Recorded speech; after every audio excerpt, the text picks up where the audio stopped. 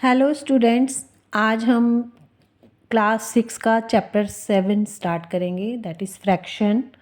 इस चैप्टर को स्टार्ट करने से पहले ये आपको फोर्थ और फिफ्थ में भी आपने किया होगा, उसको फ्रैक्शन होता क्या है इसको रिफ़्रेश करेंगे ताकि आपको ये चैप्टर करने में आसानी हो। तो पहले हम देखेंगे कि फ्रैक्शन, व्हाट इज़ फ्रैक्शन। तो fraction is a number represented part of a whole or group of objects, मतलब या तो ग्रुप ऑफ ऑब्जेक्ट्स हों, उनका कुछ पार्ट्स हों, उनको रिप्रेजेंट करने के लिए हम फ्रैक्शन के यूज़ करते हैं, या कोई पूरा होल नंबर हो, कोई होल ऑब्जेक्ट हो पूरा, उसके कुछ पार्ट को, थोड़े से पार्ट को रिप्रेजेंट करते हैं बाय फ्रैक्शन। फ्रैक्शन को हम इस फॉर्म में लिखते हैं, जो नंबर ऊपर लिखा होता है दैट इज़ कॉल्ड न्यूमरेटर, और जो नंबर नीचे लिखा है वो denominator.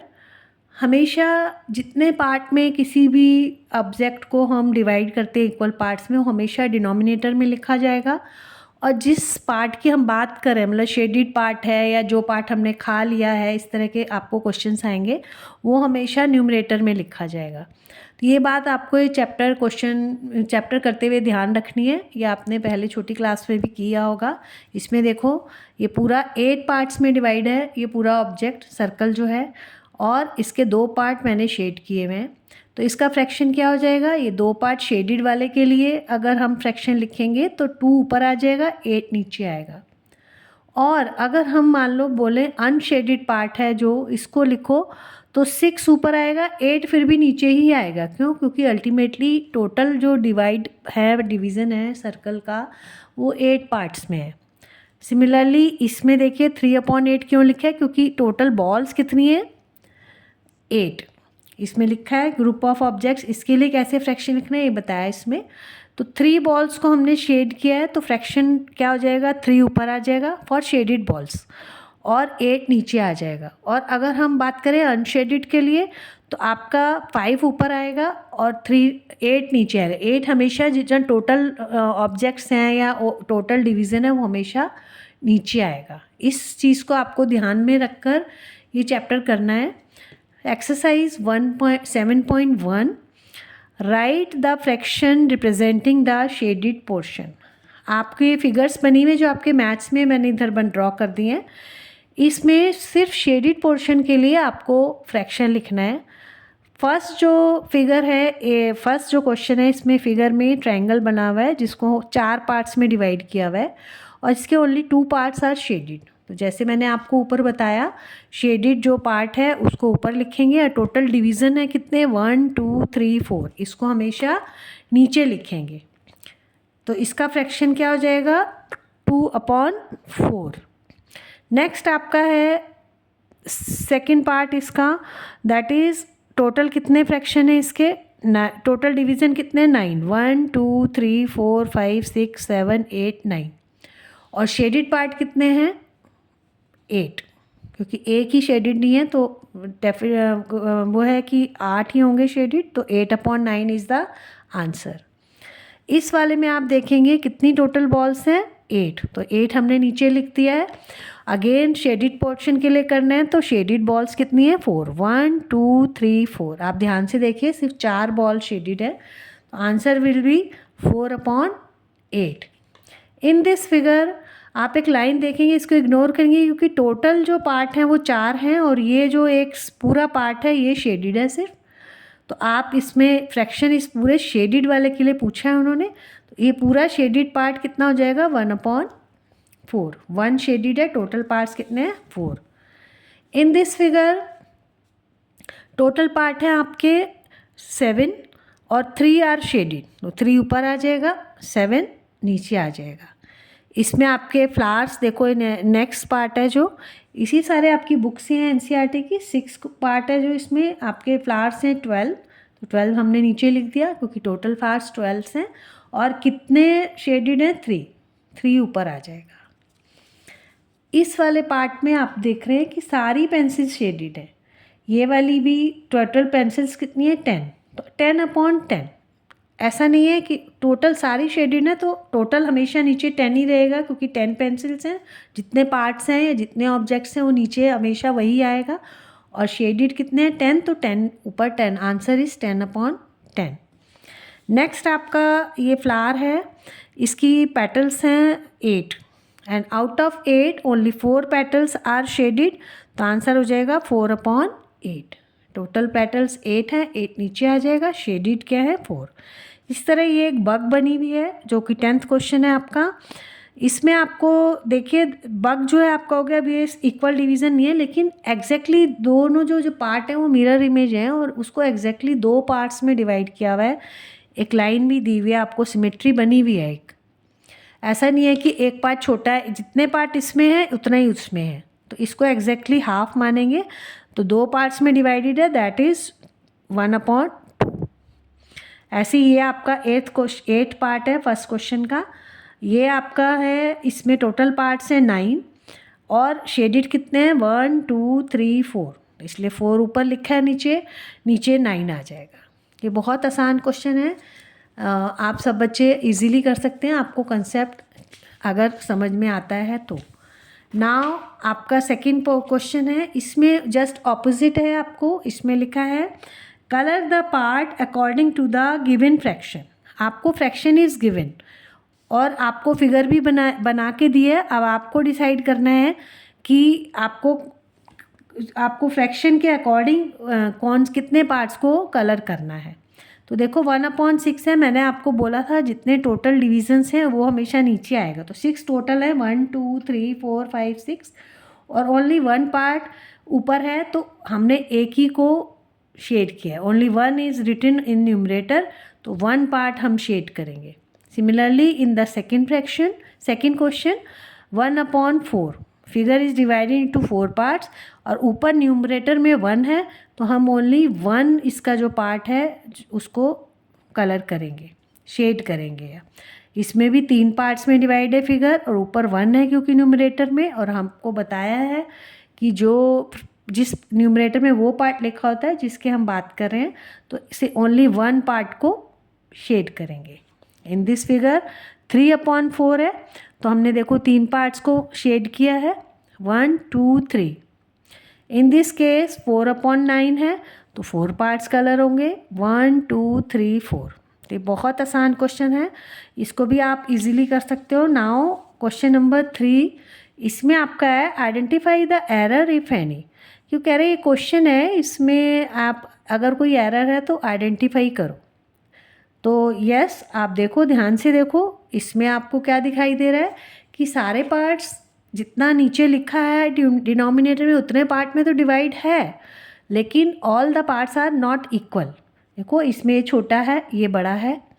Similarly in this figure ये चारों पार्ट्स इक्वल नहीं है, और मैंने आपको जब फ्रैक्शन स्टार्ट किया था तभी बोला था कि ऑल द डिवीज़न जो है वो इक्वल होने चाहिए, इक्वल पार्ट्स में डिवाइड होना चाहिए, तभी आप फ्रैक्शन लिख सकते हो। इसमें भी यही है कि all the parts are not similar, तो ये एक सबसे बड़ी एरर है। इसलिए जो शेडेड पार्ट है वो फ्रैक्शन को रिप्रेजेंट नहीं कर रहा जो इन्होंने दिया हुआ है। इन्होंने इसके लिए दिया हुआ है 1/2। 1/2 तभी ठीक होता अगर इसके इक्वल पार्ट्स होते, तो इसका आंसर हो जाएगा the above figure are not divided into equal parts. तो ऊपर वाली फिगर है वो इक्वल पार्ट्स में डिवाइडेड नहीं है, so the shaded portion do not represent the given fraction. इसलिए जो शेडिड पोर्शन है वो गिवन फ्रैक्शन को रिप्रेजेंट नहीं कर रहा है। ये आपके थर्ड क्वेश्चन कंप्लीट हो गया। नाउ द फोर्थ क्वेश्चन, आपका फोर्थ क्वेश्चन है what fraction of a day is 8 hours. आपको इस क्वेश्चन समझने की ज़रूरत है। वो कह रहा है कि जो 8 घंटे है, 8 आवर्स जो है पूरे दिन का कितना फ्रैक्शन है, मतलब किस फ्रैक्शन को रिप्रेजेंट कर रहा है। तो सबसे बड़ी बात, एक तो डे है और इधर आवर्स है, तो डे का जो फ्रैक्शन होगा वो आवर्स में ही आएगा और उसको भी हमें डे को आवर्स में ही कन्वर्ट करना पड़ेगा, तभी हम फ्रैक्शन लिख पाएंगे। Both should be in same unit. तो फर्स्ट कन्वर्ट, ये आपको पता होना चाहिए और कन्वर्ट करना आना चाहिए। 1 day is equal to how many hours, क्योंकि यहाँ आवर्स की बात हो रही है इसलिए आवर्स में कन्वर्ट करेंगे, दैट इज़ 24 आवर्स। ठीक है, अब आपको बहुत आसान हो जाएगा, फ्रैक्शन लिखेंगे जैसे आपको बताया है कि fraction for 8 hours in a day, क्या हो जाएगा आपका 8 ऊपर आएगा और क्योंकि आवर्स टोटल कितने हैं 24। अब आप इसको नीचे ऐसे लिख के भी लोएस्ट फॉर्म में कर लेंगे क्योंकि इससे आपको एग्जैक्ट पता नहीं लग रहा है। जब तक आप इसको लोएस्ट फॉर्म में नहीं करेंगे आपको एग्जैक्ट समझ में नहीं आएगा। तो first converted into lowest form. Lowest form वो होता है जो फर्दर किसी कॉमन फैक्टर से डिवाइड ना हो। ये भी आपने पहले किया होगा, रिवाइज दोबारा बता रही हूँ। तो इसको लोएस्ट में हाईएस्ट कॉमन फैक्टर से इसको डिवाइड कर देंगे, दैट इज़ 8। 8 से देखो दोनों डिवाइड हो रहे हैं, आंसर क्या हो जाएगा 1/3। तो 1/3 इज़ द आंसर। तो मतलब जो 8 आवर है वो पूरे दिन का 1/3 है। जैसे अगर हम पूरे दिन को 3 पार्ट्स में डिवाइड करें, सपोज करो ऐसे, तो 8 आवर्स 8 आवर्स 8 आवर्स, तो जो सिंगल 8 आवर है जो हमारे पास है ये 1/3 रिप्रेजेंट कर रहा है ना, मतलब 1/3 पार्ट रिप्रेजेंट कर रहा है इसका। ये आपको शो कर रहा है कि आपके पूरे दिन में से 8 घंटे अगर आप कहीं स्पेंड करते हो तो पूरे दिन का आपने 1/3 पार्ट स्पेंड कर दिया। ठीक है, इसका ही नेक्स्ट क्वेश्चन है, सिमिलर क्वेश्चन है, what fraction of an hour is 40 minutes. 40 minutes है, 1 घंटे का कितना है। तो इसमें भी सेम हम पहले आवर्स को मिनट्स में कन्वर्ट करेंगे। 1 hour is equal to 60 minutes. Similarly, the fraction for 40 minutes in an hour क्या हो जाएगा आपका 40 ऊपर आएगा, टोटल कितना है 60। इसको भी लोएस्ट में करेंगे, आपका 0 से 0 कैंसिल हो जाएगा। फ्रैक्शन में आपने किया 4 जो है इनमें कॉमन 2 से डिवाइड हो जाएगा, 2 2 ज़ा 2 3 ज़ा, आंसर इज़ 2/3। ये आपका आंसर है। आप देखो अगर आप पूरा 1 आवर है और उसको 3 पार्ट्स में डिवाइड करते हो तो ईच विल कैरी 20 मिनट्स, 20 + 20 + 20 और 2/3 मतलब 2 20 हो जाएंगे, तो 40 मिनट्स हो गए ना। तो 40 मिनट्स क्या शो कर रहा है आपका 2/3। तो आपने अगर कहीं 1 घंटे में 40 मिनट्स किसी सब्जेक्ट में मान लो आप स्टडी कर रहे हो और आपने 40 मिनट्स मैथ्स किया सिर्फ, तो how many part of an hour you spend for doing maths 2/3। तो ये आपका इस तरह 5th क्वेश्चन हो गया। नेक्स्ट आपका है 6th क्वेश्चन, वो बहुत इंटरेस्टिंग क्वेश्चन है। देखो क्वेश्चन है, Arya, Abhimanyu and Vivek shared lunch. 3 बच्चे हैं जो अपना लंच हमेशा शेयर करते हैं। Arya has brought 2 sandwiches. Arya 2 sandwich लेके आया है। 1 मेड अप ऑफ वेजिटेबल्स, एक सैंडविच किससे बना हुआ है वेजिटेबल से, एंड 1 ऑफ जैम, और दूसरा किससे बना हुआ है जैम से। The other 2 boys forgot to bring their lunch. जो 2 बच्चे हैं वो अपना लंच लाना भूल गए हैं। Arya agreed to share his sandwiches. Arya agree हो गया है अपनी सैंडविचेस को उनसे शेयर करने के लिए, so that each person will have an equal share of each sandwich, ताकि हर एक को हर दोनों सैंडविच का इक्वल पार्ट मिले। तो क्या करेगा, तो पहला क्वेश्चन है इसमें, how can Arya divide his sandwiches so that each person has an equal share, कि आर्या अपने सैंडविच को कैसे डिवाइड करे कि हर एक को इक्वल शेयर मिले। तो आपको बताया है कि सैंडविच कितने हैं 2, ये 2 सैंडविच हैं, एक वेजिटेबल सैंडविच है और एक जैम से बना हुआ सैंडविच है। अब बच्चे कितने हैं उसके, तीनों 3, आर्या, अभिषेक एंड आर्या, विवेक और अभिमन्यु।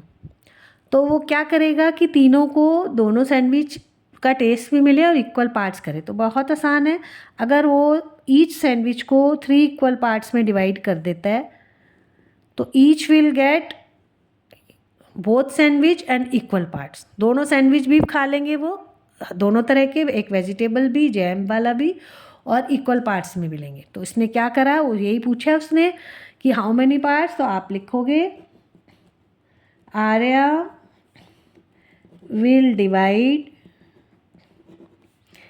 each sandwich into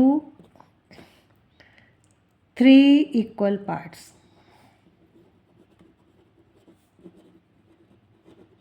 तो देखो अब ये वाला एक मान लो ये आर्या ने लिया, खुद ले लिया, ये उसने दिया अभिमन्यु को और ये उसने विवेक को। तो आर्या को कितना मिला? 1/3। इसको भी 1/3 मिला, ये भी 1/3 हो गया, ये भी 1/3 हो गया। सिमिलरली जैम का होगा वो। तो अब दूसरा क्वेश्चन यही है, what part of sandwich will each boy receive? कितना सैंडविच का कितना पार्ट, ईच सैंडविच का कितना पार्ट बॉयज़ को मिला? तो each boy will receive 1/3 part of each sandwich. That is the answer. आपको इस वीडियो में हम सिर्फ 6 क्वेश्चंस ही करेंगे, तो बहुत लंबा हो जाएगा वीडियो। बाकी के इस एक्सरसाइज में वैसे 11 क्वेश्चंस है, बाकी के 5 क्वेश्चंस हम नेक्स्ट वीडियो में करेंगे। Thank you. अगर वीडियो अच्छी लगे तो प्लीज़ लाइक कीजिए, शेयर कीजिए।